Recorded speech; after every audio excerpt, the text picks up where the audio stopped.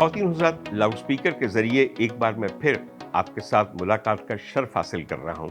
ये मुलाकात मेरे लिए भी बहुत बाइस लुत्फ़ होती है और आपके कमेंट से, आपके फ़ोन नंबर से, आपकी फ़ोन कॉल से मुझे पता चलता है कि आप में से भी बहुत सारे लोग इसे एन्जॉय करते हैं और वो तमाम लोग जो तनकीद करते हैं, मैं उनका तो तहे दिल से शुक्रगुज़ार हूँ, इसलिए कि वो इस तवज्जो से देखते हैं कि तारीफ़ करने वाले इस वीलॉग को उस तवज्जो से नहीं देख सकते। ख़वातीन हज़रात, जो बात मैं सबसे पहले यहाँ पे करना चाहता हूँ, वो दरअसल एक ऐसी जंग है, जिसका तज़किरा आप हर जगह सुन रहे हैं।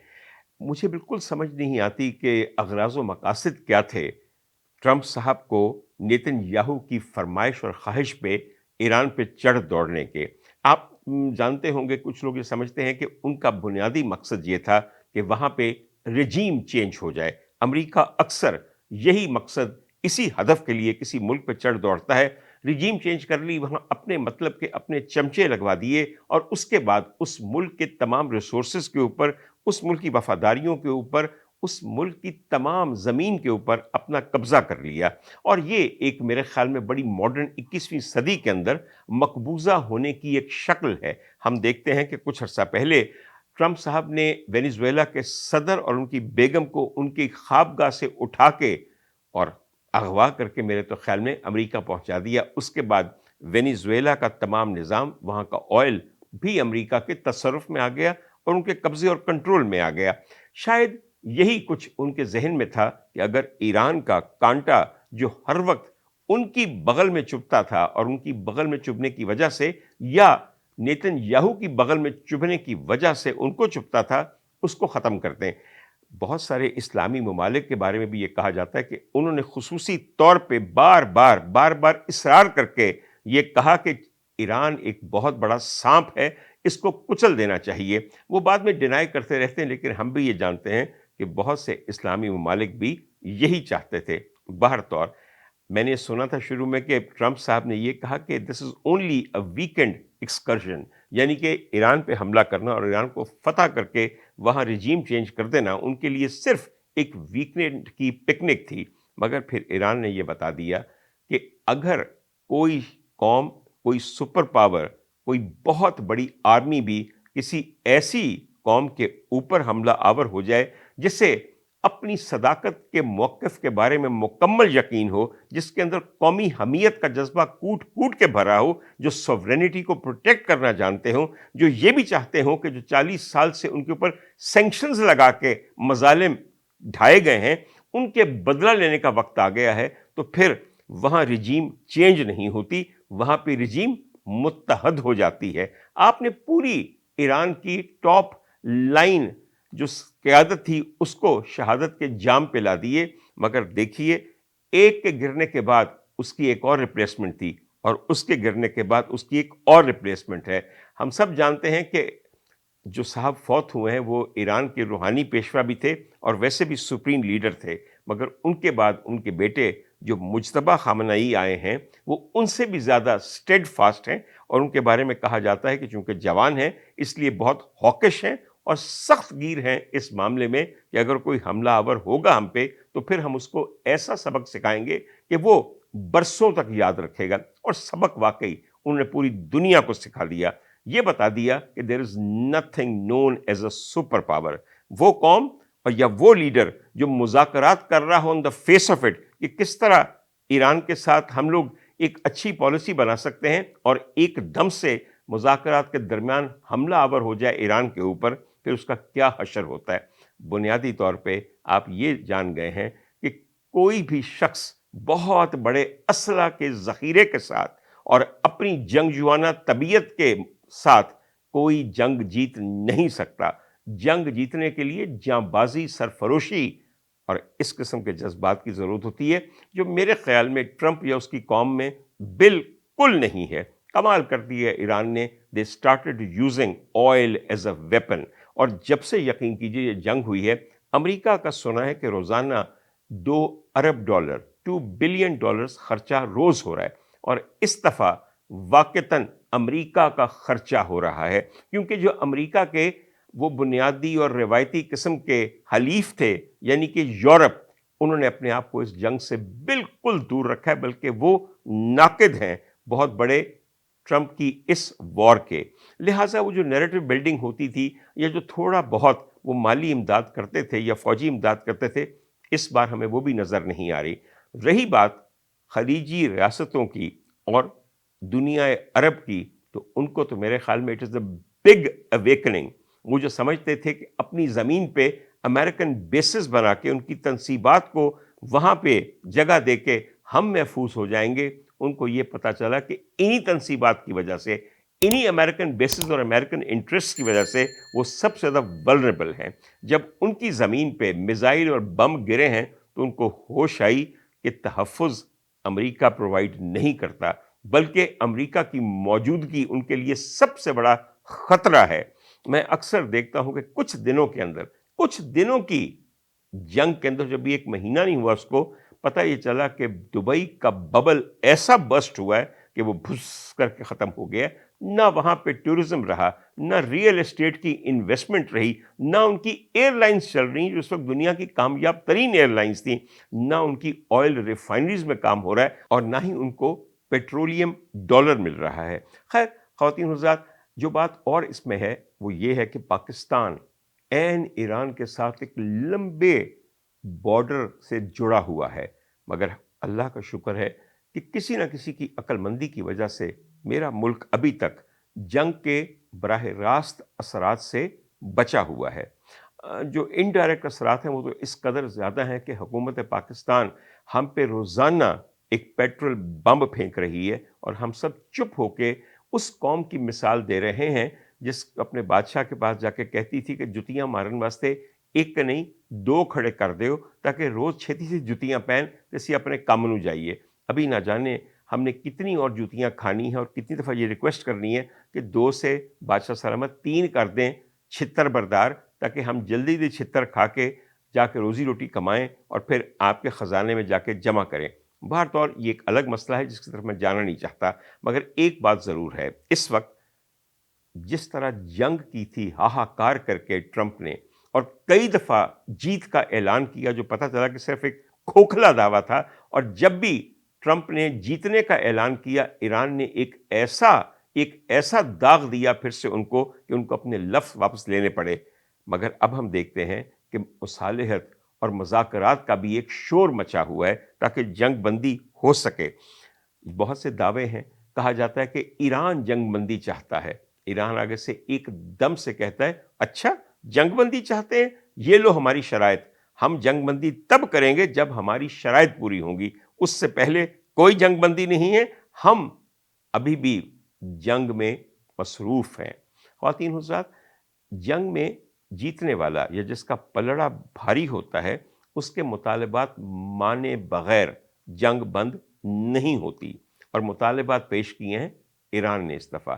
پاکستان کی پوزیشن ایسی ہے کہ پاکستان کو اب مانا یہ جا رہا ہے کہ شاید ان مذاکرات کو کامیاب کروانے کے لیے ایک بہت پیوٹل اور وائٹل رول ادا کرنا پڑے گا۔ خدا کرے کہ میرے ملک کے ذریعے، میرے ملک کی قیادت کے ذریعے، اس حکومت کے ذریعے نہیں، اصل قیادت جن کے پاس ہے، فیلڈ مارشل کے پاس، ان کی حکمت اور ان کی عقل کی وجہ سے وہ یہ معاملہ حل کروا سکیں ایران اور پاکستان کا۔ میرے خیال میں وہ یہ ایسا کریں گے بھی، اور کیوں نہیں کرنا چاہیے؟ جنگ بندی ایک بہت بھلی چیز ہوتی ہے، اور اگر اس وقت میرے ملک کو یہ اہمیت حاصل ہے تو ان کو اس موقع کا بھرپور فائدہ اٹھانا چاہیے۔ آپ میں سے شاید کچھ لوگوں کو یاد ہو کہ ارلی 60s میں شہنشاہ ایران ملکہ فرح دیبا کے ساتھ پاکستان کے دورے پہ آئے، بہت تیاریاں کی گئیں، اور اس زمانے میں ملکہ کا نام اتنے لوگوں کو فیسنیٹ کیا کہ بہت سارے لوگوں نے اپنے ہونے والی بیٹیوں کو، یا بیٹیاں جو اس کے بعد ہوئیں، ان کا نام فرح دیبا رکھا۔ ملکہ فرح دیبا شہنشاہ ایران کی تیسری بیگم تھیں۔ آپ کہیں گے کہ بھئی پہلی دو کون تھیں؟ آج میرا بہت دل کر رہا ہے کہ میں ان کا ذکر آپ کے سامنے کروں، کیونکہ ایران کے اندر جب سے شہنشاہیت قائم ہوئی تھی تب سے بہت حسین عورتوں کو شہنشاہ ایران، جو پہلے تو کراؤن پرنس تھے مگر بعد میں شہنشاہ بنے، ان کے لیے چنا گیا۔ ایک بات شاید آپ کو یہ نہیں پتا کہ جو شہنشاہ ایران تھے محمد رضا پہلوی، وہ ایک بے انتہا بڑے وومنائزر تھے، ان کو خواتین میں بہت زیادہ دلچسپی تھی۔ اس کے علاوہ ان کو پورنوگرافی کے اندر بے انتہا دلچسپی تھی۔ اُریاں فلموں کا ایک بہت بڑا ذخیرہ ان کے پاس تھا۔ اب تو خیر پاکستان میں بھی ان کا مقابلہ کرنے والے کچھ لوگ پیدا ہو گئے ہیں، جن کے پاس سنا ہے کہ مختلف لوگوں کی اُریاں ویڈیوز کا ایک بہت بڑا ذخیرہ ہے۔ خیر مقابلہ کروا لیں، جو ان کا انجام ہوا وہ بھی آپ کو یاد ہے، اور ایسے لوگوں کا جو انجام ہوتا ہے وہ بھی آپ دیکھیں گے۔ بہرطور خواتین حضرات، جو ہمارے شہنشاہ ایران تھے، ان کی پہلی شادی ایک خاتون کے ساتھ ہوئی تھی جن کو شاید آپ کم جانتے ہوں۔ ان کا نام تھا princess Fawzia of Egypt. Fawzia, شہزادی فوزیہ، مصر والی، یہ وہاں کے بادشاہ کی بیٹی تھیں جن کا نام تھا کنگ فواد اول، اور ان کے بھائی بہت مشہور ہیں۔ ان کے بھائی کا نام تھا کنگ فاروق۔ ان کا نام تو آپ نے یقیناً سنا ہوگا۔ وہ ایک بہت بڑے اسپینڈ تھرفٹ تھے، امیر آدمی تھے، اور ایجپٹ کے اوپر حکمرانی کرتے تھے۔ یہ شادی جو پرنسس فوزیہ کے ساتھ شہنشاہ ایران کی ہوئی، یہ ایک بے انتہا ناخوشگوار شادی تھی۔ شہزادی کبھی بھی شہنشاہ سے شادی کرنے پہ اور ملکہ بننے پہ خوش نہیں تھیں۔ ان کو ایران کی کوئی چیز نہیں پسند تھی، وہ کھانا ہو، آب و ہوا ہو یا محلات ہوں۔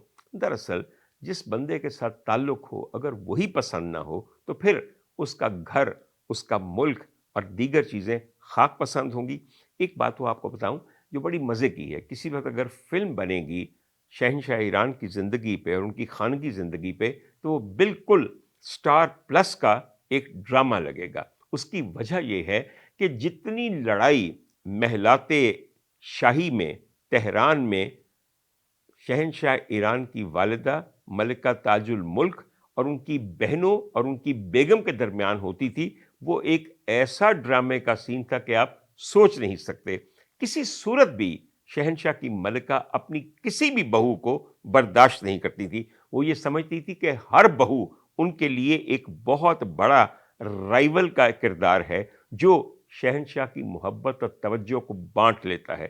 پھر شہنشاہ کی بہنیں، جن میں سے ایک بہن اشرف پہلوی ان کی جڑواں بہن تھی، وہ بے انتہا زیادہ اتھارٹیٹو تھیں۔ وہ سمجھتی تھیں کہ میں ماں کے بطن میں اس وقت موجود تھی اور اس ایک شخص کے ساتھ اپنا پلیسینٹا شیئر کر رہی تھی جو بعد میں شہنشاہ بنا، تو مجھ میں بھی شہنشاہیت موجود ہے، اور مجھے بھی حق ہے کہ میں اگر ملک پہ نہیں تو کم از کم اپنے بھائی کی فیملی کے اوپر شہنشاہیت کا پورا روب قائم کروں۔ ایک بار مجھے اچھی طرح یاد ہے کہ کسی آرگومنٹ کے دوران اشرف پہلوی نے ایک بہت قیمتی کرسٹل واز اٹھایا جو بڑا بھاری تھا، اور اٹھا کے ملکہ فوزیہ کے سر پہ ایسا دے مارا کہ وہ ٹوٹ گیا اور ان کا سر بھی پھٹ گیا، مگر کسی نے کوئی اعتراض نہ کیا، بلکہ ان کی ماں نے بڑی خوشی سے اپنی بیٹی اشرف کی طرف دیکھا اور کہا شاباش، بالکل یہی کرنا چاہیے تھا۔ خیر جب شادیاں اتنی ناخوشگوار ہوں تو پھر ان کا انجام بھی بہت ناخوشگوار ہوتا ہے۔ ملکہ فوزیہ نے ایجپٹ جا کے طلاق لے لی اور اس کے بعد ان کو طلاق دینی پڑی۔ ایک بات میں آپ کو بتاؤں، میری والدہ انگریزی کے بہت سارے میگزینز وغیرہ پڑھتی تھیں اور جمع کرتی تھیں، اور وہ بڑی قابل اور تعلیم یافتہ خاتون تھیں۔ مجھے یاد ہے کہ بہت ساری چیزیں مجھے ان سے پتہ چلیں۔ ان کے پاس ایک لائف میگزین ہوتا تھا جو تقریباً 1942 میں اس کا کوئی مجموعہ تھا، اور ان کی کتابیں اور رسالے بڑے سلیقے سے پڑھے رہتے تھے۔ جب میں دیکھتا تھا تو مجھے دنیا کے بہت ساری شخصیات سے جو اولین تعارف ہوا وہ اس کلیکشن کی وجہ سے ہوا۔ اس زمانے میں یہ انٹرنیٹ وغیرہ نہیں ہوتا تھا، so you could not just go and Google somebody۔ مجھے یاد ہے کہ لائف میگزین کے اوپر ایک بے انتہا حسین عورت کی تصویر تھی، اور نیچے لکھا ہوا تھا فوزیہ آف ایجپٹ، جو کہ ملکہ ایران بنی، اور اس کے اوپر ایک آرٹیکل تھا جن میں کہا گیا تھا کہ ان کی خوبصورتی ایسی ہے کہ وہ ہالی ووڈ کی بڑی بڑی اداکاراؤں کو مات کرتی ہے۔ اور جن دو خواتین کے ساتھ فوزیہ آف ایجپٹ کو خاص طور پہ ملایا جاتا تھا یا کمپیئر کیا جاتا تھا، ان میں ایک تھیں ہیڈی لامار جو اپنے وقت کی بڑی حسین ہیروئن تھی، اور دوسری تھیں ویوین لی۔ ویوین لی کو تو آپ لوگ جانتے ہیں، یہ نہیں جانتے تو اللہ کرے جان جائیں۔ یہ ایک بہت خوبصورت برٹش اداکارہ تھیں جو بعد میں جا کے ہالی ووڈ میں بے انتہا کامیاب ہوئیں۔ ان کا حسن، ان کی زندگی خود ایک داستان ہے۔ آپ میں سے بہت سارے لوگوں نے उनकी कम से कम एक फ़िल्म देखी होगी, जिसका नाम है गॉन विद द विंड। ये अमेरिकन सिविल वॉर पे बनने वाली एक फ़िल्म है, जिसमें उन्होंने स्कारलेट ओहारा का किरदार ऐसा अदा किया कि वो हमेशा के लिए यादगार बन गया। और उनके साथ थे क्लार्क गेबल, जिन्होंने रेट बटलर का किरदार अदा किया। मुझे बचपन में ये नॉवल पढ़ना याद है, जिसका नाम था गॉन विद द विंड। और फिर जब इसकी फ़िल्म आई, फ़िल्म तो बहुत पहले, मेरी पैदाइश से पहले बन चुकी थी, लेकिन रिलीज़ एक दफ़ा मेरे लड़कपन में हुई। मैंने किस कदर शौक़ से उसे देखा और आज भी मैं उसके सहर में जकड़ा हुआ हूँ। ख़ैर, हम विवियन ली का ज़िक्र यहाँ अलग छोड़ देते हैं, इसलिए कि हम इस वक़्त फ़ौज़िया की अगली सौकन का ज़िक्र कर रहे हैं। बाय द वे, प्रिंसेस फ़ौज़िया से शहंशाह के यहाँ कोई बेटा नहीं हुआ, सिर्फ़ एक बेटी हुई, जिनका नाम है प्रिंसेस शहनाज़ पहलवी, और ये अभी भी हयात हैं। इस वक़्त 86 साल की हैं और स्विट्ज़रलैंड में रहती हैं। और मैं समझता हूँ कि ये एक बहुत बड़ी निशानी है हमारे उस शाह की, जो अब तो दुनिया में नहीं रहे। उनका निशान भी मिट रहा है। अच्छा, ये बात मैं आपको बताऊँ कि फ़ौज़िया को तलाक देने के बाद शहंशाह ईरान ने एक खातून से शादी की, जिनका नाम था मलिका सुरैया। क्या हसीन खातून थीं, मगर अगेन एक दिन ये पता चला कि जिस औरत से शादी की है और उनकी बुनियादी जो ड्यूटी है वो एक वली-अहद पैदा करना है, वो बांझ हैं। बहुत इलाज किया गया, मगर उनकी इनफर्टिलिटी ऐसी थी कि उस ज़माने के इलाज के मुताबिक उसका कोई हल नहीं था। ये आईवीएफ वग़ैरह उस वक़्त मौजूद नहीं थे, लिहाज़ा शादी को ख़त्म करना पड़ा। और फिर हम सब जानते हैं कि एक खातून की किस्मत चमकी, जो कोई शहज़ादी वग़ैरह नहीं थी। फ़राह पहलवी के नाम से उनकी शादी हुई और वो मलिका-ए-ईरान बनी, बल्कि सिर्फ़ मलिका नहीं, एम्प्रेस। एम्प्रेस के लिए दरअसल ऐसा कोई लफ्ज़ है नहीं उर्दू में, तो हम उनको शहंशाह बेगम कह सकते हैं। मलिका ही कहा जाता है उर्दू में, वो एम्प्रेस हों या क्वीन हों। बहरतौर उनके बतन से ये जो हैं हमारे रज़ा पहलवी, ये पैदा हुए। आजकल इनकी उमंगें फिर से जाग गई हैं और मुझे उनकी एक स्टेटमेंट बहुत अच्छी लगी कि अगर मुझे अमेरिका ईरान पहुंचाकर रिजीम चेंज करके वहां का ओहदेदार और हुक्मरान बना देते हैं, तो मैं पूरी कोशिश करूंगा कि एक इंतहाई अमरीकी नवाज डेमोक्रेटिक गवर्नमेंट मैं तश्कील दूं तेहरान में। सदके जाऊं, खुद शहनशाह, इब्ने शहनशाह और शहनशाहियत का नशा ऐसा और इक़्तिदार का लालच इतना कि कहा जा रहा है कि मैं वहाँ पे एक जमहूरी हुकूमत कायम करूँगा। ख़वातीन हज़रात, आपको शायद अंदाज़ा हो कि ये सब बातें तभी होती हैं जब आप किसी को खुश कर रहे होते हैं और किसी कीमत पे भी अपना एक मकसद हासिल करना चाहते हैं। बहर तौर मुझे उनका ये मकसद हासिल होता दिखाई नहीं देता। ख़वातीन हज़रात, मैंने भी आपको कहा कि ये सारी कहानियाँ बिल्कुल एक ड्रामे की तरह हैं, वो भी स्टार प्लस का ड्रामा या आजकल आपके मुख्तलिफ चैनल्स का ड्रामा। वही सास बहू के झगड़े, दरमियान में एक शौहर और एक बेटा, ये सारी चीज़ें हमेशा से इस खित्ते की एक खासियत रही हैं। ड्रामे से मुझे याद आया कि मैं अक्सर देखता था कि पीआईए प्राइवेटाइज़ होगी तो पता नहीं क्या क़यामत मचेगी और क्या बेहतरी आएगी। वो कुछ ऐसी प्राइवेटाइज़ेशन हुई है कि मजाल है किसी किस्म का कोई फ़र्क आया हो। सिर्फ़ ये हुआ है कि तेल की बढ़ती हुई प्राइसेस की वजह से पीआईए के किराए बहुत बढ़ गए हैं। कोई नया जहाज़ नहीं आया, वही एयर होस्टेसेस हैं, वही गंदा तरीन खाना है। न जाने प्राइवेटाइज़ेशन से जो हमने ख्वाब बुन रखे थे, वो पूरे कभी होंगे या नहीं होंगे। आपने रिसेंटली शायद पीआईए की किसी फ़्लाइट पे ट्रैवल नहीं किया, करेंगे तो आप कहेंगे कि या अल्लाह, वही वक़्त बेहतर था जब हुकूमत पाकिस्तान इसे चला रही थी। नए मालिकों ने अभी तक तो कोई खातिर ख़्वाह तब्दीली या कोई ऐसा कदम नहीं उठाया जिसकी वजह से हम बेहतरी देख सकें। आजकल एयरलाइंस पे वैसे भी बुरा वक्त है, तो बड़ा ही एक अजीब दोराहा है जिस पे प्राइवेटाइज्ड पाकिस्तान इंटरनेशनल एयरलाइन खड़ी है। मगर मैं यहाँ स्ट्रांगली आप लोगों के सामने एक बात कहना चाहता हूँ। एक इदारा जिसके बारे में मैं बहुत वसूख से ये कहना चाहता हूँ और बड़ी दलील के साथ ये कहना चाहता हूँ, जिसे प्राइवेटाइज होना चाहिए, वो पाकिस्तान टेलीविज़न है। हज़ारों मुलाज़मीन हैं, कितने ही प्रोड्यूसर्स हैं और प्रोडक्टिविटी ज़ीरो है, सिफ़र है। मैं आपको सिर्फ़ छोटी-सी एक बात बताऊँ, बहुत कहा जाता है कि पाकिस्तान टेलीविज़न के ड्रामे आए हाय इंडिया की यूनिवर्सिटियों में पढ़ाए जाते हैं। خاک پڑھائے جاتے ہیں، پتہ نہیں یہ جملہ کس نے آپ کو بتا دیا اور وہ کس زمانے کا آپ ذکر کرتے ہیں۔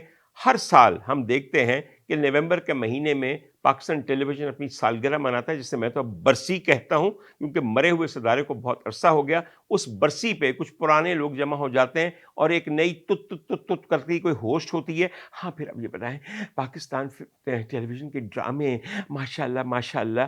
بھیا یہ وہ ادارہ ہے جس نے پچھلے کئی برسوں میں 1 منٹ کا ڈرامہ نہیں بنایا، 1 منٹ کا ڈرامہ نہیں بنایا، نہ جانے کون سی اپنی عظمت پارینہ کے اوپر بیٹھ کے، بلکہ میرے خیال میں تو ایسا لگتا ہے کہ جیسے کسی ایک تابوت پہ بیٹھ کے یہ ایک پرس مناتے ہیں ہر سال کہ پتہ نہیں کون سی کامیابی ہے۔ میں برا نہ مانے، پاکستان ٹیلی ویژن والے میری جان کے دشمن ہوں گے، مگر مجھے خاک پرواہ ہے آج کے دور میں کسی شخص کو کسی ٹیلی ویژن کی سپورٹ کی ضرورت نہیں، تا وقتے کہ وہ بہت بڑا سفارشی ہو اور اسے لاکھوں روپے کا چیک آپ گھٹیا ترین ٹرانسمیشنز کرنے کے لیے دیے جائیں۔ پاکستان ٹیلی ویژن لاہور سینٹر کا میں آپ کے سامنے حال رکھتا ہوں، یہاں پہ سب سے زیادہ کام ہو رہا ہے، اور وہ سب سے زیادہ کام کیا ہے کہ morning show P T V کا یہاں پہ ہوتا ہے 5 دن ہفتے کے لیے، تقریباً 1.25 گھنٹے، اور اس کے بعد سیٹرڈے اور سنڈے کو یہاں پہ ایک ویکینڈ شو ہوتا ہے۔ اس کے علاوہ میرا نہیں خیال یہاں پہ اور کوئی چیز ہوتی ہے۔ میں یہاں پہ چونکہ جاتا آتا رہا ہوں تو مجھے بہت سارے پروڈیوسرز کے ساتھ ذاتی شناسائی ہے۔ میں ان میں سے کچھ کا نام لینا چاہتا ہوں اور آپ وہ خود مجھے جواب دیجئے کہ کیا آپ سے کوئی کام لیا جا رہا ہے یا آپ کی صلاحیتوں کو زنگ لگ گیا ہے، ایسا زنگ جو کبھی اتر نہیں سکتا۔ زنیرہ زونی ہماری دوست ہے، شاہدہ جبیں ہے، فرحان مشتاق ہے، ایک شوکت چنگیزی صاحب ہوتے تھے، نعیم خان صاحب ہیں، اس کے علاوہ عثمان شاہد جو پروڈیوسر ہے نا، بالکل ہے، اور اس کے علاوہ ایک میرے دوست تھے یعقوب چودھری صاحب۔ میں نے میرا نہیں خیال کہ برسوں میں کبھی کسی پروڈکشن کے بعد ان کے ٹائٹلز میں یا ان کے کریڈٹس میں ان لوگوں کے نام دیکھے ہیں۔ ہاں، وہ کاشف رانا صاحب کہیں گے کہ میں اس وقت پاکستان ٹیلی ویژن کا سب سے اہم پروگرام کر رہا ہوں، اور میرے پروگرام کی ہوسٹ وہ خاتون ہیں جو ماشاءاللہ لوگوں کے اوپر مقدمے کرتی ہیں، اور ان مقدموں کی بیک پہ جو ہوتے ہیں ان لوگوں کو وہ بھی موجود ہے۔ بھائی صاحب یہ یاد رکھیے گا کہ انشاءاللہ تعالی جن خاتون کو آپ ہوسٹ کروا رہے ہیں نا، اللہ نے چاہا، اور میں اپنے اللہ سے درخواست کروں گا کہ جس قسم کا انہوں نے میرے ساتھ کیا ہے اس سے 10 گنا برا ان کے ساتھ میرا پروردگار کرے، اور انشاءاللہ تعالی ہوتا ہوا آپ کو نظر آئے گا۔ اور جو آپ ان کو رشوت میں ایک گھٹیا ترین پروگرام کروا رہے ہیں جس کو کبھی کسی نے نہیں دیکھا، کوئی جانتا تک نہیں ہے، اس کے دیکھ لیجئے ویوز کتنے ہیں، 1.5 سال میں 400 ویوز۔ شاباش شاباش پی ٹی وی، یہی ہوتا ہے وظیفہ دینے کا صحیح طریقہ۔ بہر طور ایک ہمارے دوست ہیں، ان کا نام ہے یعقوب چودھری صاحب۔ یعقوب چودھری صاحب بڑے بھلے آدمی ہیں، شریف آدمی ہیں، یہ فروخ بشیر صاحب جیسے بڑے پروڈیوسر کے ساتھ کام کرتے تھے، اور جس پروگرام کو یہ اسسٹ کرتے تھے پروڈکشن میں اس کا نام تھا ورثہ، ہیریٹیج ریوائوڈ اس کا نام تھا، اور یہ نام ہیریٹیج ریوائوڈ میں نے رکھا تھا کیونکہ ایک میٹنگ میرے یوسف صلاح الدین اور ایک ہمارے اور دوست ہیں غزنوی صاحب، ان کے دفتر میں ہو رہی تھی۔ غزنوی صاحب یقیناً اس چیز کے عینی گواہ بھی ہیں اور گواہی بھی دیں گے کہ جب انہوں نے کہا کہ میں ایسا پروگرام کر رہا ہوں اور اس میں موسیقی کے ورثے کا ذکر ہوگا، تو میں نے کہا کہ اس کا نام یہ رکھیے، انگریزی میں اس کا نام رکھیے ہیریٹیج ریوائوڈ۔ یہ ڈاکٹر عمر عادل کا ایک اور کارنامہ ہے۔ باہر طور جب یہ پروگرام شروع ہوا تو اس کے کسی پروگرام میں میں جاتا تھا، اور میں کسی لالچ کے بغیر، نہ میں کوئی پیمنٹ لیتا تھا، نہ مجھے کچھ اور چیز حاصل ہوتی تھی۔ ہاں، مجھے یہ سیٹسفیکشن ہوتی تھی کہ جس چیز کو وہاں پہ گوایا جا رہا ہے، اگر اس کی تاریخ کے بارے میں کچھ کہوں گا تو شاید پروگرام کے اندر ایک علمی اور ایک تھوڑی سی تاریخی چیز ابھرے گی، اور وہ صرف ایک شخص کو تان سین بنانے کی کوشش نہیں رہ جائے گا۔ بالکل، میں یہ بات بہت کلیئرلی بتاتا ہوں کہ اس پروگرام کی سب سے بڑی خامی یہ تھی کہ ایک عطائی کو، ایک کوڑ عطائی کو ہر وقت یہ ثابت کرنے کی کوشش کی جاتی تھی کہ وہ ہمارے وقت کا تان سین ہے۔ ہاں، یہ بتائیں آپ نے یہ دھن کیسے بنائی؟ وہ کیسے بنائی دھن؟ 7 نسلیں ہونا تو پھر انسان باجے کے اوپر ایک سر قائم کر سکتا ہے، اور ایک سر کے بعد اگر آپ 12 کے 12 سروں کے اوپر دسترس رکھیں اور وہ آپ کے قابو میں ہو تو پھر ایک سادی سی دھن بنتی ہے۔ میرے دوست ساحر علی بگا نے कितनी मेहनत की, हर गीत की धुन बना के, ऑर्केस्ट्रेट करके, रिकॉर्ड करके उनको पेश की, जो वो अपने नाम से चलाते रहे। मेरे ख़्याल में फ़न में और मौसीकी में इससे बड़ी ख़यानत, इससे बड़ी बददयांती और इससे बड़ी ख़िबासत कोई और हो ही नहीं सकती, जो पीटीवी ने एक कूड़ को तानसेन बनाने की सिलसिले में की है। बार तौर ख़वातीन हज़रात, मैं उस प्रोग्राम में जाता था, फिर एक दिन याकूब चौधरी ने मुझे कहा कि डॉक्टर साहब, आप उस प्रोग्राम में ना आया करें। मैंने कहा अच्छा, कोई ऐसी बात नहीं, मेरी कौन सी तुसी तनख्वाह लाई है, या मैं केड़ा प्रोग्राम तो बाद बह के उत्थे सस्ती विस्की ਦੀਆਂ ਚੁਸਕੀਆਂ ਲੈਣਾ ਵਾ ਜਾਂ ਭਰੇ ਹੋਏ ਸਿਗਰਟ ਪੀਣਾ ਵਾ, ਮਗਰ ਮੈਨੂੰ ਇਹ ਦੱਸ ਕਿ ਤੈਨੂੰ ਇਹ ਕਿਹਾ ਕਿੰਨੇ ਵੇ। ਕਹਿਣ ਲੱਗਾ ਜੀ ਦਰਅਸਲ ਦੇਖੋ ਜੀ, ਜਿਨ੍ਹਾਂ ਦਾ ਘਰ ਹੈ ਨਾ ਜੀ, ਉਹਨਾਂ ਨੇ ਕਿਹਾ ਹੈ ਕਿ ਡਾਕਟਰ ਉਮਰ ਆਦਿਲ ਨੂੰ ਨਾ ਦੱਸੀ ਕਿ ਪ੍ਰੋਗਰਾਮ ਕਦੋਂ ਰਿਕਾਰਡ ਹੋਣਾ ਹੈ, ਉਹ ਆ ਕੇ ਨਾ ਤੇ ਮੇਰਾ ਬੇੜਾ ਗਰਕ ਕਰ ਦਿੰਦਾ, ਉਹ ਤੇਰਾ ਤੇ ਵੈਸੇ ਹੀ ਬੇੜਾ ਗਰਕ ਹੈ, ਫਿਕਰ ਨਾ ਕਰ। ਮੈਂ ਸਿਰਫ ਉਹਨਾਂ ਨੂੰ ਕਿਹਾ, ਮੈਂ ਕਿਹਾ ਜਿਹਦਾ ਘਰ ਹੈ ਉਹ ਨਾ ਦੱਸਿਆ ਕਰੇ। मैं कि यार मेरी गाल सुन, सिख वापस आ गए। उसको खैर ये बात बिल्कुल समझ नहीं आई, और समझ तो शायद आपको भी ना आई हो, मगर चंद जानकार समझ गए होंगे। पीटीवी के बारे में जो मैं बात कह रहा हूँ, मौसीकी की बात कर लीजिए। जब तक ये प्रोग्राम हो रहा था तब कुछ भरम कायम था कि पीटीवी कोई म्यूज़िकल प्रोडक्शन कर रहा है। आज मेरे ख़्याल में पाकिस्तान टेलीविज़न के किसी भी सेंटर से हमारे मौसीकी के कौमी विरसा को प्रमोट करने या उसके मुताल्लिक प्रोपोगेट करने का कोई प्रोग्राम मेरा नहीं ख्याल होता है कभी, या मैंने तो कम से कम नहीं देखा। आपने देखा हो तो मेरी तस्दीक ज़रूर कर दीजिएगा। एक प्रोग्राम होता था बरसों तक, उसका नाम था सुर सागर। हमारी क्लासिकल मौसीकी, जो हमारी तमाम किस्म की मौसीकी की एक बुनियाद है, हमारे क्लासिकल गायक आते थे ताकि उनकी उम्दा गायकी और मौसीकी ज़िंदा रहे, हम तक पहुँचती रहे, हर आने वाली नस्ल उससे मुतारिफ़ हो। और यही तो काम था पीटीवी का कि हमारी सकाफ़ती अक़दार की वो हिफाजत करे। किस किस्म का सुर सागर और किस किस्म की सकाफ़ती अक़दार की हिफाजत, अब तो कुछ अजीब ही किस्म की चीज़ों की हिफाजत हो रही है। तो मेरे ख़्याल में मैं हुकूमत पाकिस्तान को कहूँगा, बल्कि जो हमारे वफ़ाकी वज़ीर हैं अताउल्लाह तारड़ साहब, सर दीगर बाकी चीज़ें तो पता नहीं आपसे अच्छी हों या ना हों, एक अच्छा कदम उठाइए और इस इदारे को प्राइवेटाइज़ करके, बेच के हुकूमत पाकिस्तान पे पड़ा हुआ गैर ज़रूरी बोझ ख़त्म कर दीजिए, और शायद जो बंदे इनको ख़रीदें और जो अच्छे तरीके से इसे चलाएँ, वो हमारी उन तमाम चीज़ों का ख़्याल रख सकें जो एक अच्छे नशरियाती इदारे से हम तवक्कुआत की सूरत में वाबस्ता करते हैं। सोच के ज़रूर देखिएगा, तकलीफ़ बहुत सारे लोगों को मेरी इस बात से होगी। अगर है तो इस डिबेट में शामिल कर लीजिए और हमें ये बताएं कि हर प्रोड्यूसर जो है वो साल में कितने मिनट प्रोडक्शन करता है।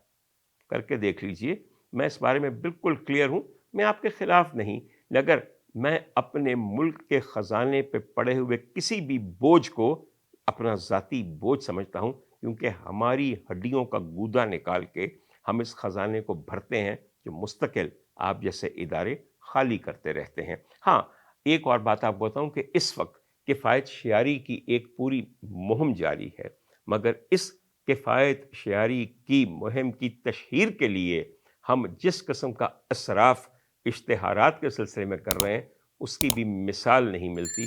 Pakistan is such a lovely country.